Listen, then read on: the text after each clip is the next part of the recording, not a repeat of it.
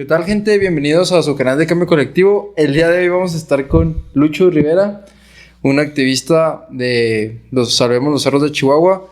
Este tema para mí es muy importante debido a que ya tengo tiempo siguiéndolos y pues saben, yo amo el cerro porque ahí me la mantengo ya sea en la bici o corriendo y han visto los videos y realmente es una problemática muy grave aquí en la ciudad y en varias ciudades del país. Así que, Lucio, preséntate. ¿Cómo te conoce la raza o...? No, hombre, pues muchas gracias primero que nada por la invitación a este espacio. Me conocen como Lucho la mayoría de las personas o con mi nombre de pila, que es Luis Andrés Rivera, para servirles. Y soy vocero del movimiento Salvemos los Cerros de Chihuahua.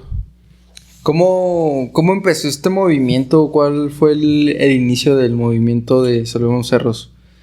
¿Cuáles fueron los comienzos o la preocupación de esto, de la problemática? Pues bueno, desde que éramos niños, el grupo de amigos estábamos preocupados por ver cómo estaban rebanando los cerros a los que nos gustaba tanto ir. Algunos de ellos, desde que éramos niños, los vimos desaparecer. Entonces, después de participar en algunos movimientos sociales, estudiantiles, como lo fue el Yo Soy 132 o el Movimiento por la Paz con Justicia y Dignidad, el movimiento en apoyo a las víctimas de Ayotzinapa, entre otros, pues decidimos organizarnos para atender una problemática muy urgente, muy grave, como bien mencionabas, pero local de nuestra ciudad, y pues empezamos a conocer el territorio, así como tenemos esta frase que se dice conocer para amar y amar para cuidar y defender. Nos dimos la tarea de ir y descubrir, redescubrir, conocer, reconocer nuestro territorio, y así poco a poco pues se fue hace 8 años formando con el apoyo de familias, individuos, colectivos, en barrios, ejidos, comunidades, lo que ahora conocemos como el movimiento Salvemos los Cerros de Chihuahua. O sea, fue una... ¿Pero quién fue el que sembró la semillita o fue el colectivo desde el inicio de una infancia? ¿O cuándo se decidió hacer? Por ejemplo, a mí me llama mucho la atención la forma en la que se ha difundido la información, o sea, de que generar una red social, una página en Facebook y de ahí, ¿cómo inició eso? ¿Cuál fue la idea de...? Pues, por ejemplo, estos amigos de la secundaria, sobre todo la prepa, ya más conscientes, ya no tanto niños, pues seguimos en contacto y buscando organizarnos de esta manera. Coincidimos antes de que se formara el movimiento Salvemos los Cerros, en un colectivo que se llamó Comida No Bombas. Y ellos vienen de una experiencia anarquista en Estados Unidos, pero pacifista, donde para protestar contra la guerra se dedicaron a regalar comida en las calles, en los barrios más vulnerables, más pobres. Y aquí se empezó a replicar eso como en pues, miles de ciudades en todo el mundo. Y dijimos, bueno, Comida No Bombas tiene una frase que expresa muy bien lo que quiere, tiene una acción muy clara a la cual la gente se puede sumar. Nosotros estamos participando, pero creemos que podemos ahora sí que ir más allá. Y dijimos, pues vamos a hacer algo, yo y otras cuantas personas, muy poquitos éramos en ese entonces, unos 3 o 4 personas. Sí. Y ahí estaba yo, algunos de ellos que se fueron sumando al principio ya después se separaron, otros seguimos firmes. Y pues llegó muchísima gente más. Y ya, o sea, ya pues empezó y ahorita que tienen un montón de seguidores, yo creo. Sí. O sea, realmente, gracias a las redes sociales, el impacto que han tenido ustedes. Por ejemplo, yo antes desconocía y decía, no, pues, dentro de mi ignorancia pensaba de que era buena idea que las casas se construyeran en las montañas o en los cerros, porque lo plano lo puedes utilizar para sembrar. Y esa era mi idea, ¿no? Y ya después de empezar a darme cuenta la importancia de un ecosistema como un cerro o una montaña para protegernos de muchas inclemencias del tiempo y hasta para captar agua, o sea, y filtrar cantidad de elementos, hasta elementos sólidos y algunos químicos como pues los contaminantes de otras ciudades y todo esto, porque pues todo el ecosistema que implica esto. ¿Cómo ves tú la forma en la que se ha manejado este ecocidio ¿Crees que es parte de la ignorancia de los gobernantes o es más capitalista el problema de pues los cerros antes no tenían mucho valor, entre comillas, y económicamente viéndolos y los han utilizado como moneda de cambio? Claro. Para, pues no sé, el metro cuadrado te cuesta 30 pesos, construyes y ya cuesta 10,000 pesos el metro cuadrado. O sea, ¿qué opinas al respecto de eso? Pues es muy interesante porque siento que le estás dando un poco en el clavo a esto, que sí es un proceso, como empezabas diciendo, pues de escala nacional e internacional. Lo leemos con esta clave del extractivismo, con una nueva etapa del extractivismo.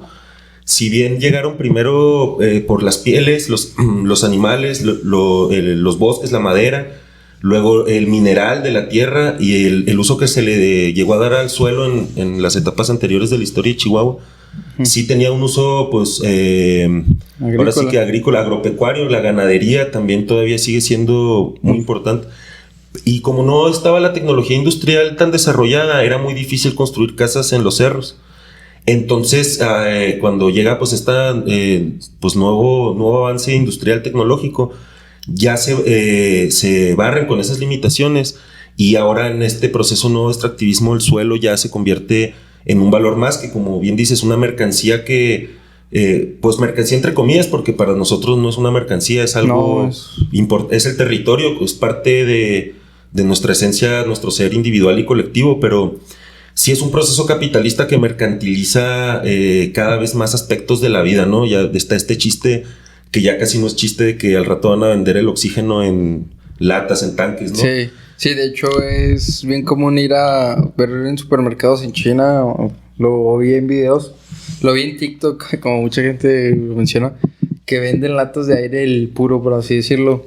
A lo mejor lo venden como una forma de chiste de burlarse de estar ahí muy contaminado, pero pues es una realidad, va a ser una realidad próximamente, realmente. Si no cuidamos lo poco que nos queda o lo mucho. Sí, porque cada vez está más contaminado el aire a nivel mundial. Aquí no sé si te has dado cuenta en las mañanas cómo se ve la inversión térmica y la capa de smog que cubre. Sí. Y los cerros justamente también aportan en eso. El pastizal también captura mucho carbono al suelo. No, digamos, no es así la selva, pero de todos modos, pues es parte de un intercambio de CO2 y oxígeno y crecimiento de la planta. Sí. Y por ejemplo, qué bueno que tocas ese tema. Muchas veces vemos los cerros como los cerros pelones. En esta frase que ya cada vez he estado más... cada vez se escucha menos porque hay más conciencia de la importancia del ecosistema. Pero antes, los cerros pelones, ¿qué va a haber ahí? Y nada, que es un ecosistema muy rico. Incluso hay hasta plantas endémicas que nomás se dan en cierta región, que es Chihuahua. Por ejemplo, hay un cactus, no sé si me puedes hablar un poquito de eso, del cactus que nomás se da en cierta zona, como en la sierra de Nombre de Dios. De Nombre de Dios. Sí, pues fíjate, está esta planta que es un cactus, es una biznaguilla, se llama Coryphantha chihuahuensis, si no me equivoco. Es microendémica de unos pocos municipios del estado de Chihuahua, es decir, en el mundo entero solo se encuentra aquí. Eso representa una riqueza genética que pues podemos estudiar, nos podemos beneficiar con ella como humanidad, y la pérdida de ella también es algo, además de irrepetible, pues algo que perjudica la humanidad entera, por el hecho de que los ecosistemas al ir perdiendo diversidad genética, pues se vuelven más susceptibles pues a enfermedades, a crisis, colapsos, pues como lo que estuvimos viendo precisamente con la pandemia, que también están vendiendo el oxígeno, por ejemplo, ¿no? En el caso de las especies protegidas, encontramos el cactus Echinocereus palmeri, que no es una biznaguilla, le llaman organillo, es así un pequeño cactus así, con una flor muy bella, y está protegido, pero habita en la Sierra Nombre de Dios, en el Cerro Grande, y ahí todavía tiene poblaciones sanas. Importantes. Sí, y si esta zona pues se perjudica, como te digo, en su equilibrio ecológico, estos cactus empiezan a enfermar Y pues son cosas que no tenemos por qué estar permitiendo perdernos, ¿no? O sea, como sociedad es vital que sepamos cuál es la riqueza ambiental y cultural que tenemos y no verla como una mercancía, sino como parte de nuestro ser, como te decía. Y podrán decir, no, pues es que ¿qué tiene que haya cactus? O sea, es más importante el dinero. Pues sí, pero esa visión inmediatista... Sí, es una visión es como lo que... muy cortoplacista. Sí, totalmente. Sigue como esta dinámica extractivista, pero ahora en el conocimiento.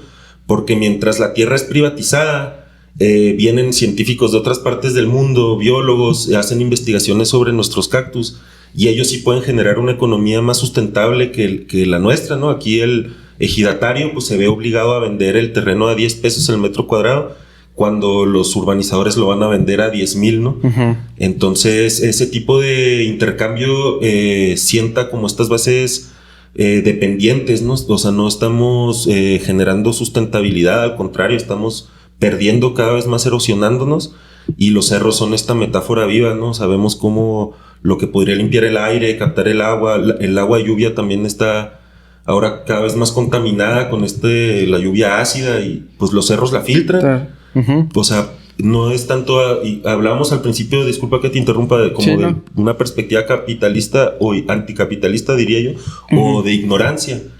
Y pues pienso que pueden ser las dos. O sea, hay gobiernos capitalistas que sí cuidan más su territorio, como en Estados Unidos, los parques nacionales. Todo esto tenía un enfoque de prevenir racionalmente los desastres, de tener zonas que pudieran amortiguar el desequilibrio ecológico y el igual pues formas recreativas de las personas, desarrollo humano y todo eso. Sí. Es importante. O sea, por ejemplo, pero también a la vez es gracioso ver, o sea, países capitalistas como Canadá, ¿no? Que cuida mucho su territorio, pero muchas de sus empresas vienen son el neoextractivismo, colonialismo extractivista, en el que todavía seguimos sometidos como países del sur del mundo. O sea, por ejemplo, muchas de las mineras en la Sierra Tarahumara que están terminando con la sierra, son canadienses. ¿Y ahí por qué vienen? Específicamente por el oro nomás. Igual en Colombia pasa lo mismo, se replica la misma problemática. Vienen, extraen el oro, terminan y ya. Y bueno, incluso ya más que un enfoque, pienso yo, como de ganancia económica inmediata, estos países ahora sí que imperialistas, neocolonialistas, extractivistas, uh-huh, ya tienen un proyecto como de, ¿cómo se diría esto? Reconfiguración del territorio. Por ejemplo, el cobre, que dices tú, pues, ¿a poco sí tanto apetito por el cobre? Ni siquiera es tanto cobre el que van a extraer de Samalayuca, la minera actual que tiene permiso ya actualmente, que se canceló y luego otra vez volvieron a... Sí, la minera La Gloria, que nunca fue formalmente cancelada, solamente el presidente dijo que no le iba a dar permiso, uh-huh, pero pues tú sabes que las mineras son como esta pulga, esta garrapata que es muy difícil que se suelte. Igual pues utilizan el crimen organizado, está involucrado, y es una problemática... No tanto, va más allá de algo económico, ya implica crimen organizado, sociedad pues rota, por así decirlo, y está complicado. Sí, como bien dices, en la sierra, en Colombia, en Samalayuca se replica esto, el paramilitarismo, atentado contra activistas en defensa del territorio. Y pues como te decía, no es tanto el cobre. Por ejemplo, en Oak Flat, que es Chichil Bildagotel en Apache, uh-huh, es un sitio sagrado dentro de la reservación Apache de San Carlos. Uh-huh. Y ahí la minera, Río Tinto, no recuerdo el nombre, pero también de capital transnacional, creo que australiano, va a sacar un porcentaje mínimo de cobre a cambio de destruir unas zonas arqueológicas sagradas de captación de agua. Y dices tú, pues realmente necesitan, o esa es la mejor manera que tienen de obtener ese cobre. Pues sabemos que no, pero ya buscan reconfigurar la división del trabajo. Una parada técnica, una disculpa. Me decías de la reconfiguración de la problemática del neoextractivismo. Sí, es como una despoblamiento, como por ejemplo lo que está viendo en Ciudad Juárez, que tiene una extensión de su mancha urbana menor a la de Chihuahua, a pesar de que tiene más habitantes. Ahí todavía no se van tan sobre los cerros, pero ya están los planes, ¿no? Sí, sí. Ahí también hay otras problemáticas, la mina de cementos también, que es un banco de materiales como el de aquí de la Sierra Nombre de Dios, que también es sumamente dañino. Estaba viendo cómo hay muy pocas casas de renta, y las casas de renta que hay que no están en la periferia son de un valor exagerado. Sí, o sea, realmente, por ejemplo, te sale más barato comprarte una casa que estar pagando renta. Sí, y pues es absurdo porque pareciera, bueno, más bien siento que, o pienso que esa es la estrategia de gentrificación, Sí. alejar a ciertos sectores de la población de ciertas zonas urbanas para poder poblarla con otro tipo de sectores que vengan tal vez de otras zonas, y así ya, digamos que dedicar regiones enteras a un fin. Por ejemplo, lo de Aldama, que querían hacer un basurero de sustancias tóxicas, cuando Aldama pues es un pueblo agrícola bien bonito, Sí. con el río, y eso pues ¿qué es? Es despoblamiento, para que se puedan liberar en otras zonas de esas sustancias, y así reconfiguran el territorio. Un territorio es destruido mientras que reconstruyen otras zonas, que siento que es algo que pasa con Altozano, tanto en Hermosillo como en Morelia, como en Chihuahua. Querétaro también tiene Altozano, ¿no? Y fíjate, las ciudades donde está la crisis urbana llegando a grados... Ajá. O sea, es más bien una cuestión de gentrificación, y el concepto de gentrificación siento yo que llegó tarde porque ya tiene años existiendo. O sea, el desplazamiento de la... O sea, funciona como muy similar en el concepto de desplazar a especies endémicas para que entren especies invasoras que tienen mayor captación de recursos, o que pueden aprovechar los recursos de manera más fácil. Es muy similar la gentrificación, porque llegan personas con mayor capacidad de recursos y desplazan a los pobladores locales que ya tienen años viviendo ahí, o porque que la abuela creció ahí, tus tíos crecieron ahí, y luego llegan y luego, ¿saben qué? Pues ya compraron este terreno y van a poner una plaza comercial, y luego enseguida un fraccionamiento, y te empiezan a subir el estilo de vida, o te lo vuelven más caro, y llega un punto en el que pues te tienes que mover necesariamente. ¿Y qué hace esa gente? Pues empieza a buscar lugares pues más económicos, o dentro de su capacidad económica. Y pues ¿qué vas haciendo? Vas creciendo la ciudad de forma innecesaria, porque quedan muchos espacios libres. Claro, también es un concepto que antes también se le conocía como aburguesamiento, ¿no? Uh-huh. Y sí, como bien dices, bueno, en sí es algo que pasa con el pensamiento de la filosofía, que va por detrás de la realidad avanza muy rápido, y sí es un problema porque tenemos que utilizar estos conceptos para no repetir los errores del pasado, y es algo que ha sucedido, por ejemplo, la suburbanización de países como Estados Unidos, y que también se busca replicar aquí, que se abandonan las zonas centrales para crear zonas periurbanas, pero de clases medias, y esto implica todo un modelo de consumo de carreteras, etcétera, etcétera. Luego después se abandonan los suburbios y se vuelven a utilizar, y así se van pimponeando hasta que la ciudad se vuelve insostenible. Y más o menos algo así está sucediendo en Chihuahua. Por ejemplo, en las zonas de las presas ocurren como los dos procesos. Por un lado se crea todo un estilo de vida de consumo que no la mayoría de la gente puede pagar, o sea, solamente ciertos sectores. Y por otro lado, en otras zonas igual residuales o periféricas de ese sector, se dan fenómenos como el que pasó en la colonia Esperanza con Báfar, que empezaron a tirar desechos tóxicos y cárnicos de alimentos, pues. Sí, a la presa, y pues eso no es lo más llamativo, ¿no? Porque eso sí podría decir que es lo peor, pero lo que fue más, la gota que derramó el vaso fue que ya estaban totalmente estancados hace 2 años. Estaba la presa llena, repleta de esos desechos, y con el calor los olores eran insoportables para la colonia Esperanza. Y eso también pues se podría decir que es parte como de un racismo ambiental, por decir, o un clasismo ambiental, donde las externalidades de Báfar pues las pagan con un bajo nivel de vida. Y pues ¿qué es lo que les están dando como mensaje a esas colonias? No nos importan. Lárguense. Y esas personas me platicaban: no, hombre, mijo, nosotros veníamos aquí a pescar a la presa Chubíscar, veníamos a nadar, había tortugas, y donde estábamos... Una riqueza enorme.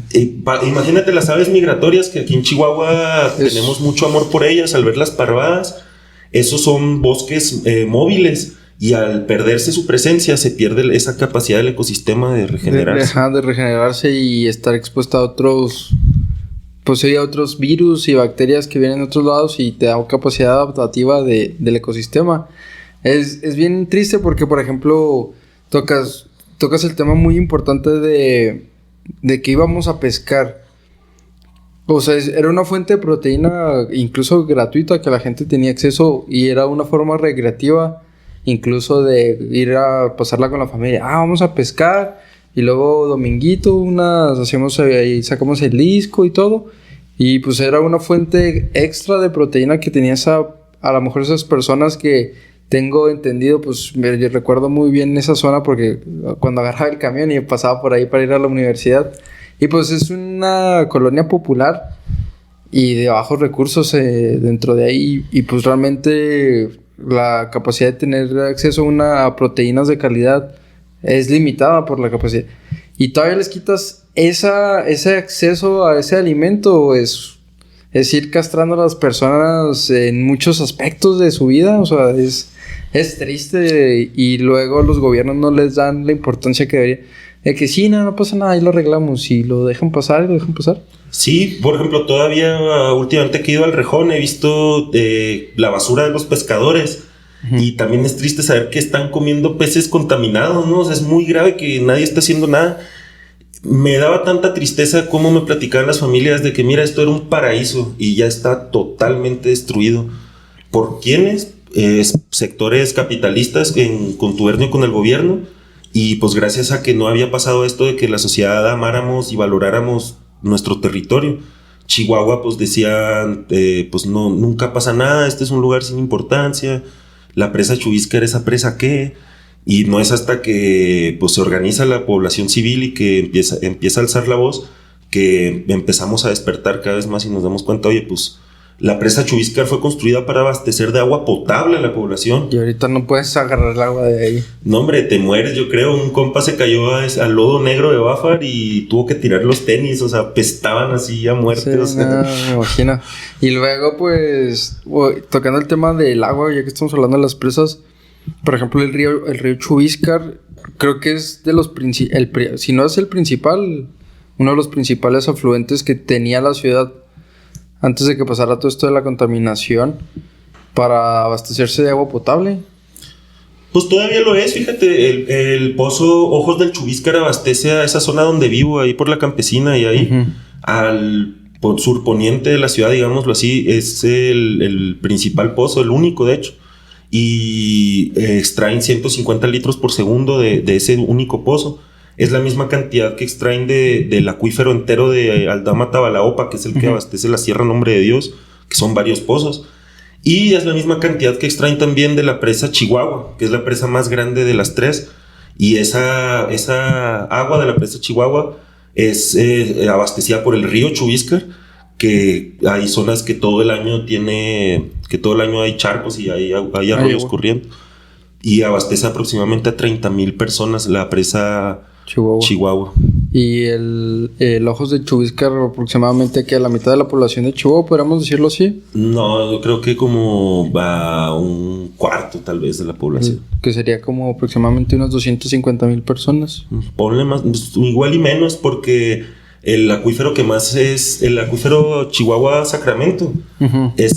Tiene más de 1,000 litros por segundo de agua extraídos en cientos de pozos. O sea, ese es el más depravado. Sí, y ese abastece a toda la zona norte, ¿no? Y a toda la industria, ¿no? Por eso es la cantidad de agua que se consume. Sí, la industria es una fuente de contaminación de agua muy grande. Hay industrias como, por ejemplo, cementos, otras mencionándola, que no sabemos a ciencia cierta cuánta agua consume, porque el gobierno se ha empeñado en clasificar los datos. Y igual, pues supongo que tienen pozos ellos perforados. ¿Tienen la capacidad para hacerlo? Sí, totalmente. Y además está el río Sacramento, que es un afluente del Chubíscar, que también vemos siempre cómo trae agua. Tristemente, la ciudad lo contamina. Y lo que más consume agua, pues sí, muy claramente es la agricultura. Los nogales consumen muchísima más agua que la industria y muchísima más agua que la población.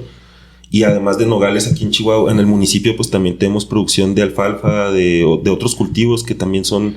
Por ejemplo, pues el tema central, creo yo, y va a quedar claro aquí, es el neoextractivismo. Por ejemplo, tocas el tema de la alfalfa y el mucho porcentaje de la alfalfa que se consume aquí, que se produce aquí, no se consume aquí. Se va a la laguna, que es Torreón, y a todas las granjas lecheras que hay ahí. A lo mejor Delicias consume un gran porcentaje de esa alfalfa, pero yo creo que el 70% se va a otro desierto, que es la laguna, para producir leche yo creo que gran parte de lo que es el país. Sí. O sea, no tiene mucho sentido lo que está pasando. ¿Por qué? Porque estamos extrayendo agua del subsuelo para producir en desiertos alimentos que no son rentables por el consumo de agua, ya sea leche, alfalfa, nueces. ¿Por qué pasó? Siento yo que ignorancia. No sé si nos puedes dar.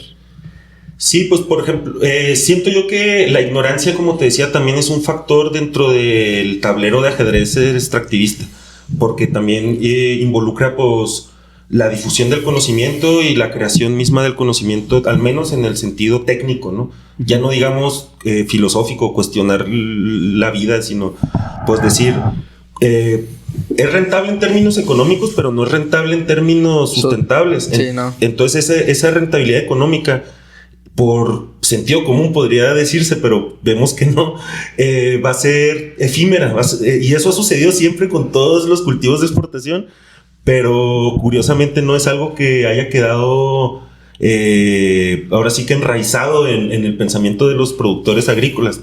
Sí. Cada nuevo cultivo creen que ese va a ser eterno y rentable para siempre. Para siempre, y bueno, las mismas leyes económicas del capitalismo nos dicen que finalmente cuando la producción haya alcanzado pues un tope, solamente los productores con más capital van a tener la capacidad de sobrevivir a una eventual crisis, ¿no? Y pues es lo que hemos estado viendo, la monopolización de la tierra. Estas personas pienso yo que sí son ignorantes, pero que lo que les lleva, además de este inmediatismo, pues sí es un movimiento como financiero a gran escala, así como sucede con el suelo, que el suelo del ejido y del ganadero no valía nada y de repente ya cuando está fraccionado vale un chorro. Uh-huh. Así también está sucediendo con el tema de la alfalfa, del algodón. También me parece absurdo que el estado de Chihuahua produzca tantísimo algodón cuando la gente pues ni siquiera tiene no tiene nada que ver con el consumo del algodón. Nos vestimos de chain. Sí. No. O sea, sí es absurdo pero por ejemplo ves los productores de algodón específicamente y la mayoría son del sector cultural. Digo cultural porque son los menonitas. Y los menonitas, si tú te remontas al origen de los menonitas, son movimientos sociales de personas que vienen huyendo, pero vienen con un fin específico. Si tú sigues la línea de los productos que producen los menonitas, gran porcentaje de esos productos se van del país. Exacto. ¿Y a dónde terminan? Terminan en Canadá, Europa. Y el día que no hay agua en ese sector, fuga.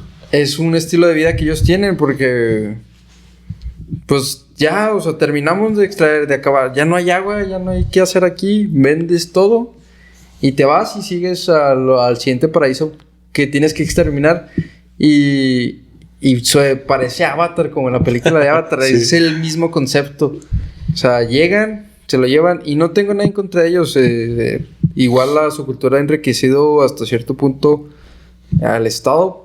Pero si analizas a profundidad el sentido que a veces hasta ellos mismos desconocen, o sea, solo son guiados por alguien más, hilos que ellos desconocen y véndeselo a fulanito, lo está pagando bien y lo venden y ese es el movimiento de no, pues ya no hay agua aquí y te vas a otro lugar y así lo hacen.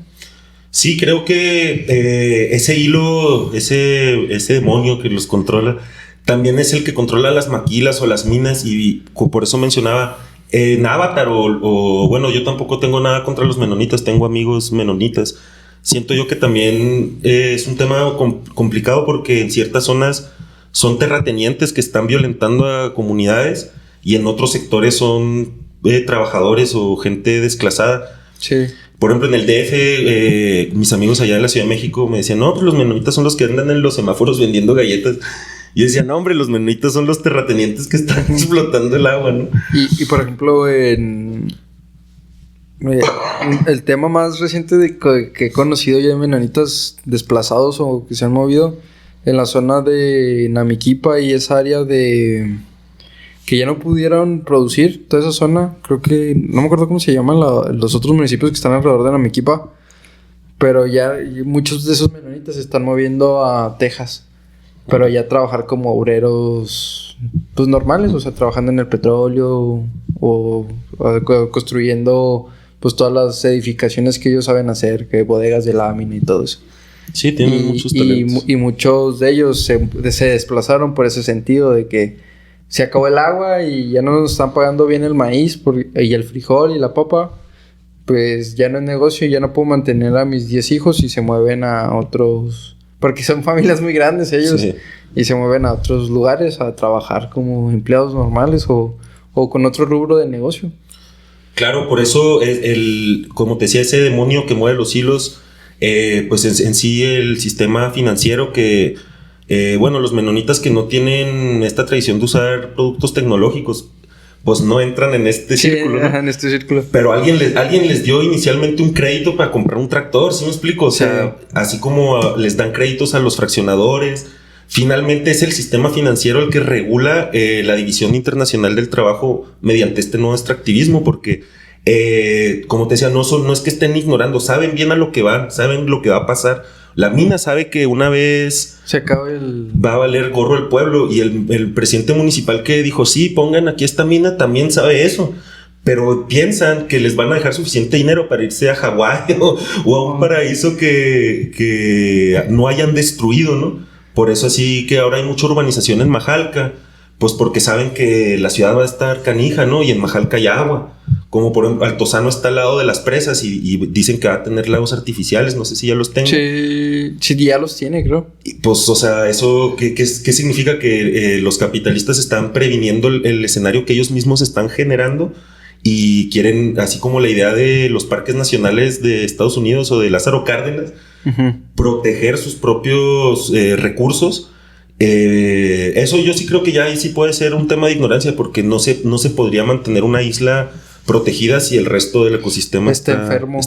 Es como cuando alguien se enferma de COVID y luego empieza a contagiar a todos y se genera pues se empieza a enfermar todo y ya. Es lo que vimos en la pandemia, que la salud de la sociedad depende a veces del menos sano de la sociedad, o sea, que no por muy sano que estés, si no cuidas al más débil, esto te va a repercutir. Y por eso ya los más locos están diciendo, no, que fuga a Marte y que terraforming, y esa es su idea, pero ahí sí yo creo que no se dan cuenta que pues además de que suena muy imposible, están obrando como locos, o sea, están ya dejando su ser humano atrás para brindarle su energía a la autodestrucción. Parece que es muy bueno porque toda la gente quiere ser como cruel y rica y tener yates. Esa es como la cultura que tienen muy enraizada y se les está olvidando que... El individualismo. Esa es una problemática social bien cabrona porque, por ejemplo, el colectivo que hay dentro de Salvemos los Cerros, por ejemplo, el grupo que hay, y pues yo lo sigo de cerca, de protección de flora y fauna. Sí. Pues ya es una comunidad y todos nos apoyamos y pues, ¿quién va para allá y a esta actividad? Y yo te doy raid y así. Y ahora generar comunidad es bien complicado. O sea, por ejemplo, aquí donde estamos grabando, en vez de generar comunidad vecinal, nos estamos tirando así como que ese vecino, ¿por qué se estaciona aquí? O en vez de echarnos la mano, nos estamos metiendo la pata. Y siento yo que es parte de donde nos quieren llevar, ¿no? Como que divide y vencerás, porque sí está complicado. Siento yo que las comunidades se han vulnerado tanto que ya no existen, o sea, ya una comunidad son pocas, o sea... Claro, por eso también decimos esto de que no somos nosotros los que estamos salvando a los cerros. Los cerros nos están ayudando para que nos encontremos con otras personas, para poder recuperar también esa sensación de que somos parte del territorio. O sea, si amamos las rocas de los pájaros, pues también a nosotros mismos, nuestra vida, nuestra gente, amigos, familia. A pesar de que pues en esta cultura de este individualismo nihilista nos quieran hacer ver que si no consumimos no valemos, ¿no? Por eso estamos en constante pleito por cosas como, no, a mí me gusta Marvel, no, a mí DC, y no, ya yo odio. Cuando pues puedes disfrutar de los dos o de ninguno, eso no importa, ¿no? O sea, hay cosas más urgentes como este tema de la contaminación. Y sí, pues en este caso, cuando vamos a un cerro y estamos ahí viendo lo hermoso que es, y pues eso sí nos sirve para unirnos. Y yo creo que si podemos recuperar esa percepción de lo que es necesario, lo básico, lo urgente, sí podemos empezar a recuperar los lazos comunitarios. Por eso es así como hablamos del tejido socioambiental, porque el territorio también forma parte pues, de los lazos entre personas, y es muy difícil. Y esta cultura inmediatista, nihilista, individualista, nos dice que lo que no es inmediato, lo que no es fácil, lo que no es rápido, no vale la pena. Y es justo todo lo contrario. O sea, lo que vale la pena va a ser tardado, va a ser difícil, y va a tener que pasar por todo un proceso de constancia, de errores, de dificultades. Y pues al final, como Salvemos los Cerros, empezamos siendo muy poquitos. El Facebook duró años con menos de 1,000 likes. Se burlaban de nosotros en las dependencias de gobierno. ¿Ustedes quiénes son acá? No, decían, ay, los cerros, pues si no hay nada, y además hay un chingo de cerros, o sea, ¿por qué quieren cuidar estos cerros si hay muchos? No manches. Y decíamos, no, pues es que mira... mucha ignorancia. Sí, mucha. Y es como un círculo vicioso. Por eso sí podemos recuperar el sentido comunitario si volvemos a retomar lo esencial. Si nos fijamos más en, no sé, que estemos bien. Ya a veces la comodidad, el Netflix, cosas así nos han quitado como esa conexión con el entorno que nos rodea. Sí, nos aísla. Sí, pero por ejemplo, si vemos así el vecino también tiene sus problemas, tiene sus hijos o tiene sus perros. Podemos estar bien, podemos echarnos la mano. Nada más que como estamos así encerrados en nuestros intereses, a veces creemos que eso solo nos va a perjudicar. Tristemente he visto que las comunidades más unidas en esta lucha en defensa del territorio son las comunidades más vulnerables, precisamente porque ya cuando, por ejemplo, en la colonia Edición Rubén Jaramillo, saludos, que no tenían luz, no tenían agua, no tenían recolección de basura, estaban acosados constantemente por los grupos criminales. Por eso fue que era ya inevitable la unión, ¿sí me explico? Sí, o sea, que nos juntamos o nos matan. Exacto. O perdemos nuestras casas o espacios. Sí, y dijeron, no vamos a dejar que nos hagan esto, vamos a cuidar de nosotros y del cerro. Y aún así, muchísimas dificultades con que este vecino no quiere apoyar, que este otro ya vio que cómo se puede aprovechar. Pero así lo verdaderamente importante es no rendirse. Y así día a día se van generando grandes cambios. Ya logramos que hubiera luz, que hubiera agua, que hubiera recolección de basura. Expulsamos a los grupos criminales, defendimos al cerro. Fue como una mini revolución y todavía sigue. Una pequeña victoria para la victoria que las más...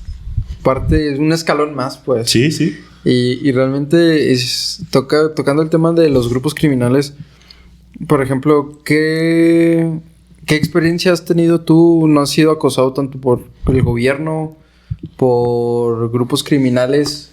O sea, no sé si podemos tocar ese tema. Sí, claro, por supuesto. O sea, ¿cómo han trabajado ustedes con eso, en ese sentido de que, pues, todavía hemos visto muchos activistas desaparecer? Claro. De la noche a la mañana, así como por arte de magia. Y pues sabemos cuál fue el fin de esa gente. O sea, no... Platícanos un poco de eso, como... Sí, pues me gustaría mencionar a la poeta y activista Isabel Cabanillas, precisamente víctima del extractivismo, que fue asesinada en Ciudad Juárez, ¿no? Ya hace tiempo. Nosotros, pues cuando salió lo de Guacamaya Leaks, no sé si te acuerdas, sí. Pues salimos nosotros también, que el CISEN, o no sé, a nivel federal y a nivel municipal nos estaban dando seguimiento en bitácoras de incidentes de seguridad, como así a las 11 hubo un robo, a las 12 una pareja peleándose, a la 1 los de Salvemos los Cerros manifestándose. Así. Como si fueran un grupo problemático. Sí, sí. Anarquistas, punks. Sí, por ejemplo, una vez estábamos en una marcha y llega la policía en bici. Y llega y me dice, pues si ustedes son los de Salvemos los Cerros. Y le digo, pues sí. Y me dice, yo creí que era otra cosa. Me hablaron de mis C4. Sí, mis jefes me dijeron que había disturbios, que yo pensé que iba a haber bombas molotov. Ya vi que son ustedes. No pasa nada. Y le digo, pues sí, no pasa nada. Y pues ahí está la preocupación o el miedo por parte de ellos. Pero nuestra política se ha dirigido así centralmente. Uno de nuestros objetivos estratégicos es disminuir los niveles de riesgo para las personas que luchan. Entonces estamos así con la astucia y la inteligencia buscando decididamente eso. Que si un niño, una señora o quien sea se suma a la defensa del territorio, sus niveles de riesgo disminuyan. Por eso así actuamos de esa manera como astuta, te decía. Y pues también tenemos compas que nos apoyan, en este caso las Brigadas de Paz Internacional, que es un grupo a nivel internacional que apoya a otros grupos para defender sus derechos humanos. Ellos nos han dado, ellas pues, la mayoría son mujeres que yo conozco, nos han dado talleres, capacitaciones. De cómo actuar en caso de... protocolos de riesgo, sí qué hacer en caso de una persona que detengan, que una persona desaparecida, una persona reprimida, cómo prevenir, cómo poder balancear el nivel de riesgo para saber si es conveniente hacer una acción o qué tantas posibilidades hay de ser reprimido, y también pues el hecho de que con ellas y otros grupos a nivel nacional, internacional, podamos a través de nuestra política pues también, o sea, nosotros actuamos, pues nos dicen que anarquistas radicales, pero estamos actuando siempre con la ley, ¿no? Sí, o sea, nunca se salen de la ley. Y de esa manera ya pues podemos manejar eso. O sea, yo personalmente pues tengo como mucha presencia mediática, que no es mi interés, pero sí considero que forma parte de esta estrategia de bajar riesgos. Como estoy muy presente y hablo con los del gobierno, me meto en sus oficinas.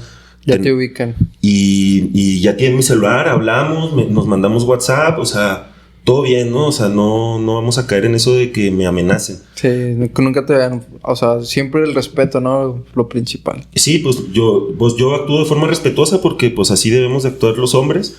Y ellos pues no les queda de otra porque saben que les costaría políticamente mucho hacerme algo. Sí, públicamente todo el costo mediático es grande. Sí, muy grande. Los que sí me han amenazado pues son estos grupos criminales que pues sí nos han dicho que nos van a matar, que nos van a sacar los ojos, cosas así muy feas. Y pues no, pues tampoco tienen... Nosotros somos también preparados, organizados y estamos al tiro. Nos cuida mucha gente reza por nosotros también. Y pues mi preocupación sobre todo es las personas más vulnerables dentro del colectivo, que pueden recibir ataques, así como si a mí no me van a hacer nada, pero a lo mejor a una chica que vive en una colonia marginal, que trabaja de noche, pues es mucho más probable que le hagan algo a alguien así más... Más frágil o más débil, o sea, más fácil de atacar, pues, que están vulnerables. Sí, por ejemplo, la palabra. Vulnerables es la vulnerabilidad dependiendo de pues, la violencia del sistema, pues, capitalista. Sí, lo más canijo que nos pasó fue que nos aventaron gatos muertos cuando vivíamos en la colonia UP, en la unidad proletaria. Ahí sí tuvimos así como más de 7 gatos muertos que nos aventaron como manera de amenaza. De advertencia, así como que ahorita son los gatos, después pueden ser ustedes, ¿no? Sí, y pues es la forma de amenazar que tiene este grupo de La Burrita, que son los que andaban ahí en el cerro Coronel Huahuachic. Ajá, y en la colonia Adición Jaramillo. Sí, Adición Rubén Jaramillo. Y por ejemplo, no sé, pues voy a decir marcas, CTU, todos esos. ¿Nunca has tenido amenazas directas de ellos? Pues pasó algo muy chistoso. Que yo creo que es el mayor depredador de los cerros junto con Cementos. Sí, CTU, Grupo Valles, Interceramic, Grupo Cementos de Chihuahua, que en realidad se llama Materiales Industriales de Chihuahua. Cementos, pues es un nombre pantalla, si lo buscas por ese nombre no aparece casi nada. Y sí, además de la mina de cementos, Materiales Industriales tiene los fraccionamientos que están destruyendo el Cañón del Marro, etcétera, etcétera. O sea, están... Nosotros los tenemos muy bien ubicados a todos. Es un sistema o sea, producen el cemento, extraen el material, la grava, todo. y luego todavía construyen las casas y fraccionan pues estos lugares que son de vital importancia. Sí. Por parte de ellos, directamente sí, nunca te tocó recibir amenazas de que te vamos a meter a la cárcel, una demanda al grupo. Pues, por ejemplo, en Cementos, varios trabajadores, no voy a decir nombres, nos apoyan. Eso ya nos da un respaldo, ¿no? Sí, sí. No, de Cementos nunca nos han donado incluso plantas. Okay. Porque pues ellos tienen su derecho de destruir el territorio y nosotros tenemos nuestro derecho de defenderlo, ¿no? Sí. No es que los odie, ¿no? O sea, odio lo que hacen, pero pues son personas, ¿no? O sea, podemos hablar, ¿no? O sea, y si ellos creen que no, que yo estoy mal o que Salvemos los Cerros están mal, pues me lo pueden decir, así como yo les voy a decir que ellos están mal. También de, pues no sé, Maquilas o no sé, otras empresas nos han invitado, Copachiza, que también es de filial de Cementos. Sí, nos hemos llevado muy bien con ellos, sobre todo con los trabajadores, que pues también es una lucha del territorio pues que incluye a trabajadores, a todos los sectores de la sociedad. CTU pasó algo muy curioso porque ellos están ahí en el Mogote, que es donde están así súper destruyendo todo. Sí, pues toda esta área. Sí, es donde han destruido ilegalmente los cerros porque no han hecho los cambios de uso de suelo como deberían. Porque ellos saben cómo deben de hacerlos, pero no lo han hecho. Entonces ahí fue una vez que nos enviaron a la policía mientras estábamos nosotros en el cerro. Llegaron como 7 patrullas más guardaespaldas y no nos esperaron, o sea, duramos tanto en el cerro que ya cuando bajamos ya ellos se habían ido. Y a la siguiente vez que fuimos llegaron los guardaespaldas y llegó el quien se presentó como el abogado de CTU y llegó a hablar conmigo. Ajá. Pero llegó muy agresivo, ¿no? Llegó en un plan así muy prepotente. Muy violento. Y le dije, ¿sabes qué? Yo no voy a hablar contigo. O sea, tú eres solo el abogado. Si quieren dialogar conmigo, tienen que traer al representante, al mero, o sea... Al CEO de CTU. Sí, yo voy a hablar con el dueño de CTU nada más, les dije, ¿no? Ajá. Y se molestó muchísimo y se fue. Y yo intenté hablar con ellos y les dije, pues tengo una propuesta para ustedes, o sea, no vamos a vivir peleándonos. No me van a matar ustedes a mí. Yo pues soy una persona que no cree en eso de matar, o sea... Y muchas veces utilizan por ejemplo, los guardaespaldas, que pues es su trabajo, pero como de forma de intimidación, ¿no? Porque pues portan armas y todo eso, así como que creen que uno se va a intimidar por eso. Claro. No, pues yo también estoy grandote y además pues toda la gente ahí amamos mucho y sabemos que están haciendo algo malo.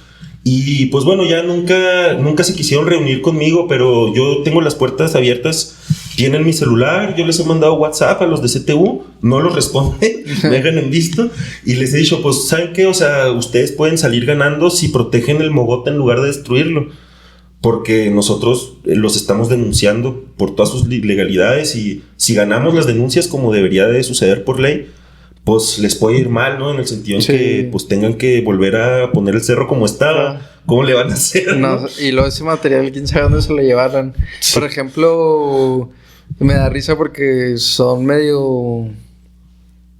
Pues, no sé, doble moral, porque dice en guía Dominion, cerca de la naturaleza. Y pues, ¿cuál naturaleza si te estás llevando todo y lo estás destruyendo?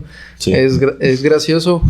Y yo tengo una experiencia, pero pues más en redes sociales, más tranquilona, con Altozano, porque ves que no tienen drenaje conectado al drenaje normal y el agua también no la tienen todavía conectada, como que no tienen autorización y tienen... Sí. Hay gente que tiene incluso pozos ilegales dentro de las casas. Pues es gente con mucha capacidad, con mucho recurso económico y se pueden dar el lujo, pues no hay agua aquí, pero pues ya compré terreno, pues vamos a perforar. Y yo les puse, estaban anunciando los lotes y puse yo... Y ya ahí ya está conectado todo el drenaje y agua potable de Junta Municipal de Agua y Saneamiento.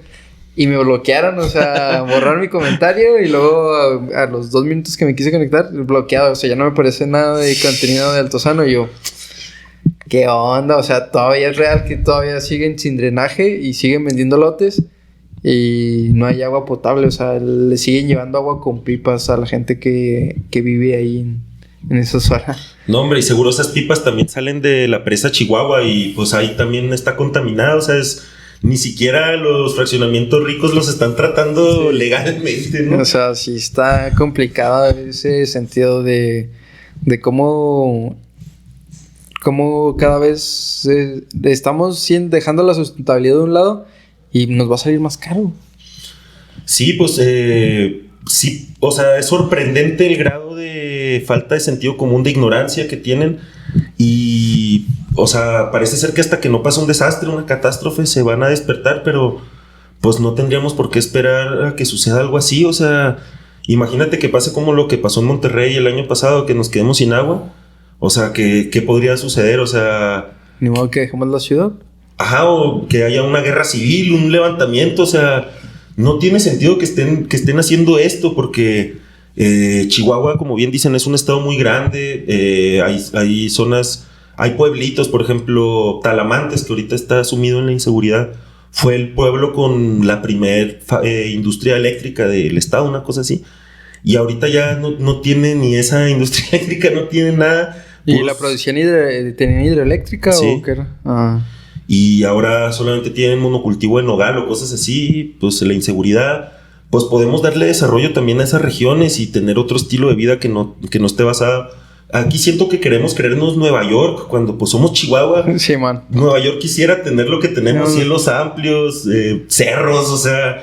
Sí, de hecho, uno no valora los cerros hasta que vive en un lugar plano donde no hay ni un cerro. O sea, sí está bien, así como que, hey, aquí no hay cerros o qué. Y está todo bien plano y así dices tú.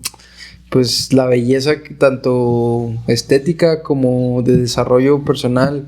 Porque ahorita creció mucho el deporte en los cerros. O sea, cada vez, antes iba la gente que le gustaba ir a caminar y andar de hiking así, pues explorando, ¿no? Y ahora ves gente corriendo en los cerros, gente arriba de las bicis en los cerros. Y siento yo que también es muy beneficioso esto porque pues, se da a conocer lo importante de proteger esto. Y ya no pasa de ser nomás algo estético de que, los cerros pelones, ya pasa a ser un centro recreativo. Y como siempre han sido, un centro de captación de agua, protección de la fauna, biodiversidad. Sí, no, para nosotros algo súper importante de este nuevo fenómeno del boom del senderismo y de los deportes de montaña fue que ahora tenemos ojos en todos lados todo el tiempo. Y ya es muchísimo más difícil que vayan y tiren escombro, que vayan y hagan desmonte, porque la gente ya como bien dice, ya lo valora. Y sí, o sea, imagínate una ciudad que no puedas irte a un lugar verde, bueno, no verde, sino natural, amarillo en este caso, en esta época. En época del año. Pues estaría bien gacho y, o sea... Hay gente en ciudades como Nueva York que pagaría por tener acceso a esto que tenemos nosotros gratis. Pero no es gratis, nos cuesta el amor que le damos para cuidarlo. Al principio sí tuvo esta desventaja, como siempre el extractivismo ahí enmarcando nuestras relaciones sociales. La gente queriéndose llevar los cactus, gente tirando basura, gente haciendo fogatas. Gente haciendo leña y así. Sí, pero ya conforme se asentó, los mismos grupos senderistas, algunos de los cuales son parte del movimiento o lo apoyan, empezaron a concientizar a las nuevas personas y ya ahorita está mucho más estable, ¿no? O sea, ya no ha habido prácticamente incendios, bueno, había muchos antes, ¿no? Ahorita ya disminuyó bastante eso, la contaminación, ya los mismos senderistas se están limpiando, o sea, ahí se ve una semilla de esperanza de esta otra forma de vida que podemos tener con nuestro territorio, que de hecho también podría tener ingresos económicos sustentables, ¿no? O sea, sí, a lo mejor crear un parque, no sé, parque del Cerro del Caballo, parque la Sierra de Nombre de Dios, parque Cerro Coronel o parque pues urbano, Cerro Grande y todo eso y protegerlos y irlos enriqueciendo más, no sé, hacer reforestaciones para que después tenga nuestros hijos y los hijos de nuestros hijos lugares más bonitos y más protegidos de donde pues hacer recreación simplemente. Claro, existir, ¿no? O sea, que para eso es la vida, para disfrutarla en lugar de para acumular, que es la visión extractivista. En el Parque de la Rubén Jaramillo pusimos nopales y esos nopales crecieron y la misma gente se empezó a alimentar de ellos.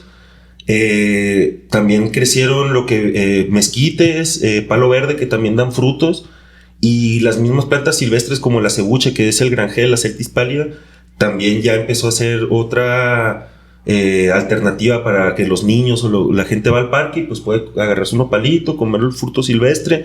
Y eso ya está. Y todo eso. Exacto, o sea, el Cerro Grande tiene una parte que está desmontada, bueno, tiene muchas partes desmontadas. Decimos, ahora que se declara área natural protegida, si pudiéramos plantar miles de nopales en esa zona, hasta para el alimento de las colonias cercanas podría... Sí, unas nopaleras y el nopal, mucha gente lo ve y tiene muchas funciones, o sea, filtra el agua, desintoxica muchos de los contaminantes que están en la tierra. Sí. Tiene una función muy importante en el ecosistema y no lo valoramos. Igual los cerros tienen muchas plantas medicinales, no sé si una vez fui con ustedes a una y yo acá me quedé sorprendido de que no, esta planta sirve para desinflamar, esta planta sirve para curar heridas y así, y no lo valoramos. O sea, platícame un poco sobre la cantidad de plantas medicinales que tenemos y no valoramos. Sí, pues te voy a platicar una leyenda que dice: las plantas medicinales crecen cerca de las personas que las necesitan. Si una persona está enferma del estómago, cerca de ella van a crecer plantas que curan el estómago. Entonces aquí en la ciudad de Chihuahua pues tenemos plantas para la diabetes, tenemos plantas para el estómago precisamente, la relajación, la garganta. Por ejemplo, todas las plantas que venden los rarámuris que están en los semáforos, el estafiate, la hierba de la víbora, el gordolobo, esas plantas, bueno, tal vez el laurel no, pero las otras crecen aquí en los cerros. Pues ellos las toman de los cerros de donde son originarios de sus territorios y pues han sido parte ancestral de la salud de nuestra gente durante cientos, miles de años y en la actualidad también. En la que te mencionaba de la diabetes es la Tecoma stans, la flor de San Pedro, que es una planta de las más resistentes que hay en el territorio y por sus taninos amargos también es buena para la gastritis y enfermedades del estómago. No manches. Y pues eso es algo que es muy común aquí en Chihuahua por nuestro estilo de vida estresado, por ejemplo. Hay diferentes plantas de tabaco que crecen, algunas, por ejemplo, una de ellas no tiene nicotina. Perdón. No te preocupes. Y esta planta pues podría ayudar para, ¿cómo se dice? Para tratar la adicción a la nicotina, ¿no? Sí. Están otras plantas que también tienen así como efectos relajantes o calmantes. La mayoría de las plantas que vemos en el cerro tienen un uso medicinal. Hay muy pocas plantas venenosas y hay muy pocas plantas que no tengan una forma de ser aprovechadas. La mayoría de estos aprovechamientos pues vienen de las culturas ancestrales y milenarias de los pueblos indígenas, pero gracias ahora a los avances científicos en los laboratorios podemos comprobar que sí, o sea, el verdadero uso de estas plantas. La hierba de la víbora, por ejemplo, yo la utilizo para cosas como la artritis y así, a personas cercanas que tienen artritis reumatoide. ¿Y la toman como té? El aceite de la hierba, macerado, y se lo untan. ¿Macerar es cuando lo dejas en alcohol o...? Sí, o en aceite. Ah, ok. Y ya se combina toda la sustancia de la hierba con el aceite y ya lo puedes untar o... Sí, la tienes que quitar la hierba para que no se pudra y el aceite ya tiene los principios activos, los alcaloides o cualquier cosa que tenga la planta. Hasta el mismo gatuño, que es una especie de huizache, que es muy despreciado porque también dicen, no solo dicen que el cerro está pelón, dicen algo peor, el cerro es puro gatuño. Ay, y el gatuño es muy importante, ¿no? Tiene propiedades muy buenas. Claro, o sea, les cae mal el gatuño porque tiene así su garra de gato y te rasga así la ropa y la piel. Pero tiene una razón de ser, o sea, en los terrenos que se sometieron a la erosión por sobrepastoreo, el gatuño llega como un remediador de suelos natural. Pero hasta cierto punto, porque puede cubrir zonas enteras de ese matorral. Y pues es muy difícil de que, o sea, ahora sí que hasta caminar es difícil por esos lugares. Pero tiene una raíz muy profunda que sostiene los suelos, provee procesos de nitrogenación y sus hojas son utilizadas también como medicina para la garganta y para el estómago y aplicada en polvo para cortaduras, raspones y picaduras de animales. Y te genera como un efecto antiinflamatorio, ¿no? Sí, por lo que me comentas. Exacto, y antiséptico. La gobernadora, por ejemplo, en la Ciudad de México, una vez estaba platicando con un amigo y me dice, mira, conseguí una planta medicinal súper buena. Nada más me costó 100 pesos la bolsita de ayer. Una bolsa de gobernadora. Le dije, ¿esto es gobernadora? Me dice, sí, es guamis. Le digo, pues esto de Chihuahua, allá a granel, o sea... Para tirar para arriba. Sí, o sea, como que si supieran que pueden vender en 100 pesos la bolsita, se volverían locos de toda la gobernadora que han tirado nomás porque les choca ver. Dicen, no, el mezquite crece solo. Pues sí, todas las plantas crecen solas en sus territorios nativos y por eso dicen, es para... Y el mezquite también, pues es muy medicinal, la goma del mezquite, la corteza, las hojas.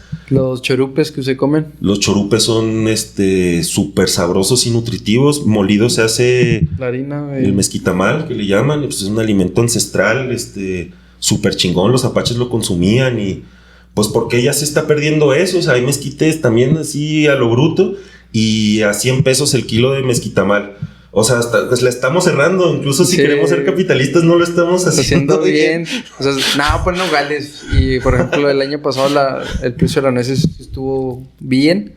Para los que tuvieron es porque granizó, no llovió y así. Y ahora, eso fue 2021. Cosecha 2022. Se levantó mucho producto, pero pues oferta y demanda. Exacto. Y el precio estuvo, pues, relativamente muchísimo más bajo comparado con el 2021. Sí, claro. Y dices tú, no se entiende. Está el hongo tejano de las acacias, una cosa así que es un hongo que le da al huizache, pero que no le hace daño al huizache. O sea, viven como de manera simbiótica. Exacto, pero al nogal lo mata. Entonces ahora con las lluvias del 2022, muchísimos nogales se enfermaron también y eso es parte de la falta de diversidad genética. Hay nogales nativos aquí en Chihuahua, nogal cimarrón, que es el Juglans Major. Que da una nuez así redondita. Chiquita. Y ese es una especie protegida, fíjate. Entonces está desequilibrado este asunto. O sea, por ejemplo, ese nuez se podría injertar y ese nogal se podría injertar y dar otras variedades. Sí. Y es más resistente a la sequía y todo eso. A todo. Y así también está la variedad, la especie nativa de la parra silvestre aquí de Chihuahua. Y también hay compañeros así, horticultores, egresados de Faciatec, compañeros del movimiento, que también están investigando el aprovechamiento de la parra nativa. O sea, aquí ya es que se está produciendo vino y tal, pues sí, porque la uva naturalmente se da en esta región del mundo. Es algo que muchas personas no saben. Desconocen. Y esto también se puede aprovechar, pues es una planta mucho más resistente a enfermedades, a la sequía, y también se puede injertar y producir pues ahora sí que otro tipo de uva, pues ahora sí que más chihuahuense. Sí, y otra especie a lo mejor que incluso los europeos desearían tener.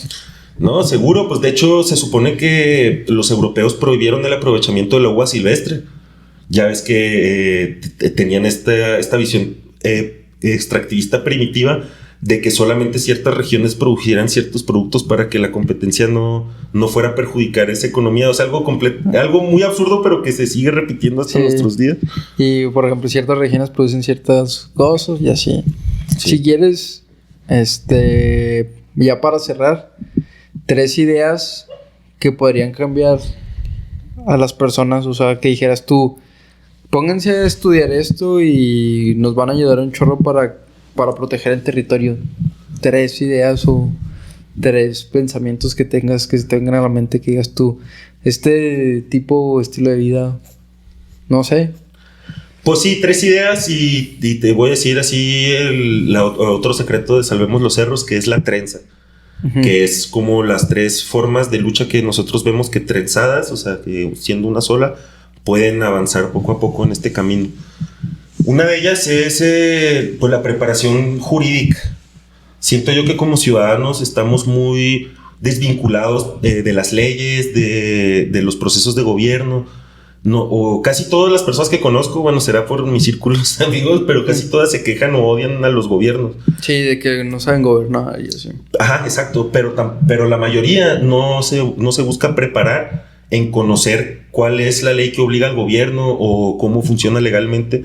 Por ejemplo, cabildo, así que muchas personas, ¿qué es cabildo? ¿Qué son los regidores? ¿Para qué sirven?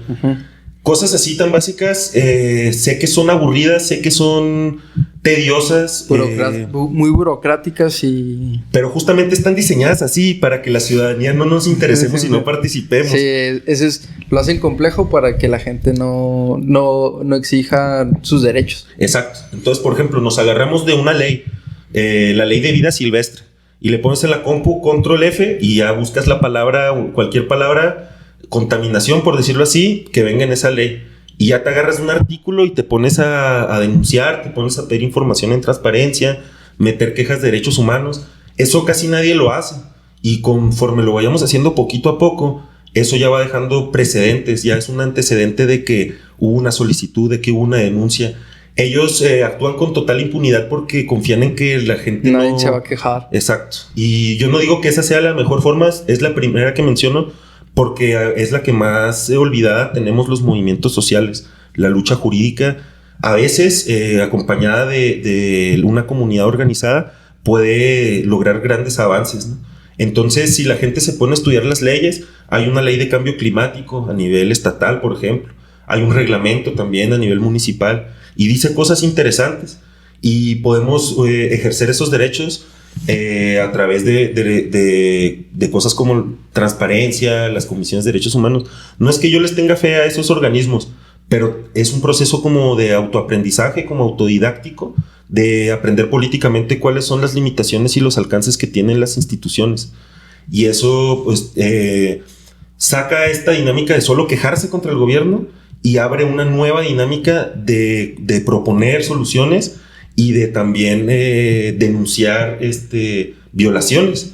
Y es lo que nos ha funcionado mucho, por ejemplo, en el caso del Cerro Grande, obligar a las autoridades del gobierno del estado a sentarse en una audiencia pública para obligarlos a que declaren su protección.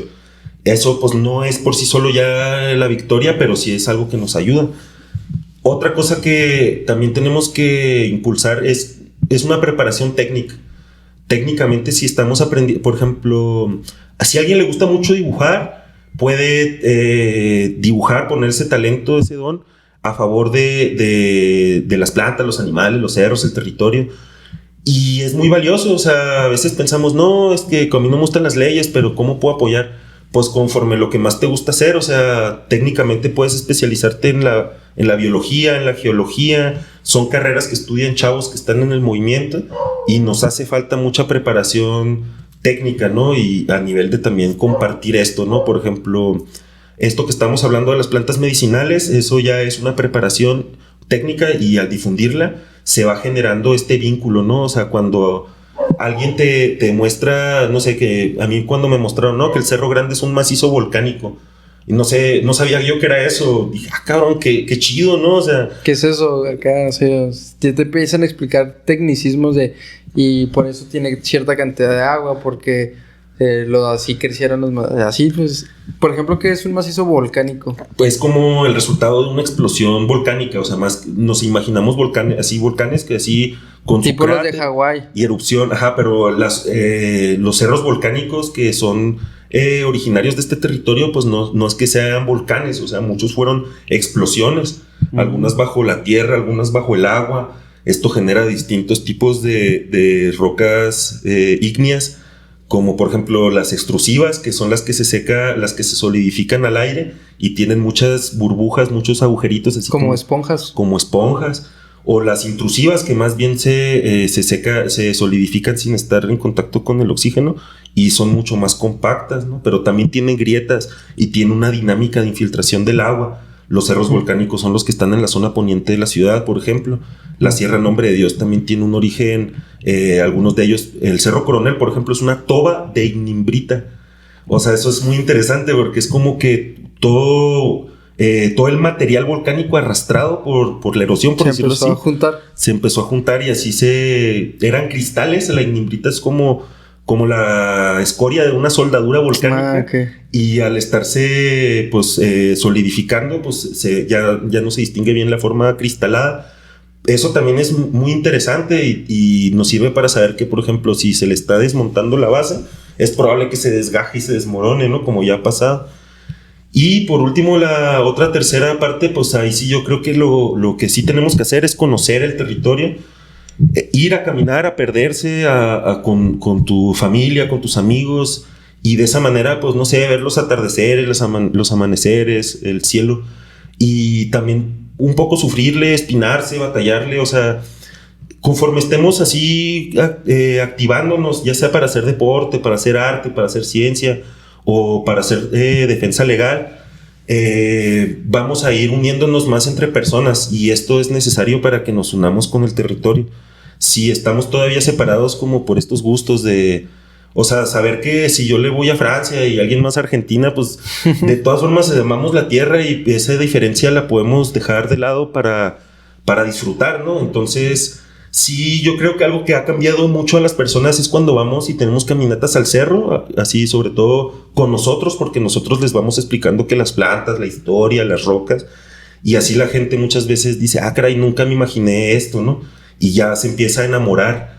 Y así hemos ido con niños de secundaria, con las maquilas que te platicaba, hasta con una comunidad católica que fueron a hacer una misa en el cerro, fuimos con ellos, fuimos así con comunidades apaches, y pues todos nos vamos uniendo a pesar de todo lo diferente que somos, y eso pues poquito a poco, en unos años vamos a ser todavía más fuertes, y vamos a poder ahora sí que dar la vuelta a la tortilla, pero pues todavía nos falta. Hay mucho trabajo por hacer y pues la verdad para mí es un gusto que utilicemos este medio como lo es Cambio Colectivo para difundir estas ideas y que más gente se una y lo siga en redes sociales como Salvemos los Cerros.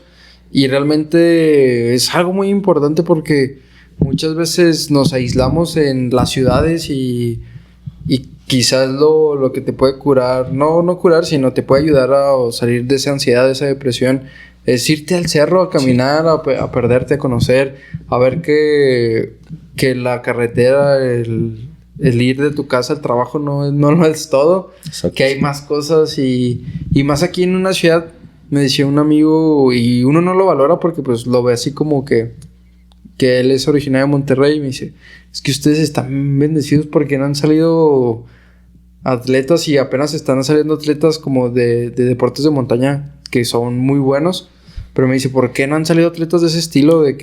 Porque a cualquier lugar que vayas a 10 minutos de tu casa hay un cerro, güey, puedes ir a practicar y subirte a la bici o ir a correr y por ejemplo en Monterrey, si quieres ir al cerro, es media hora de tráfico y luego a veces todavía tienes que pagar el estacionamiento o la entrada al parque para poder hacer o practicar ese deporte y no lo puedes hacer tan bien porque hay mucha gente o está limitado, y aquí en Chihuahua tienen mucho espacio y no lo aprovechamos y no lo cuidamos, es lo más triste. Sí.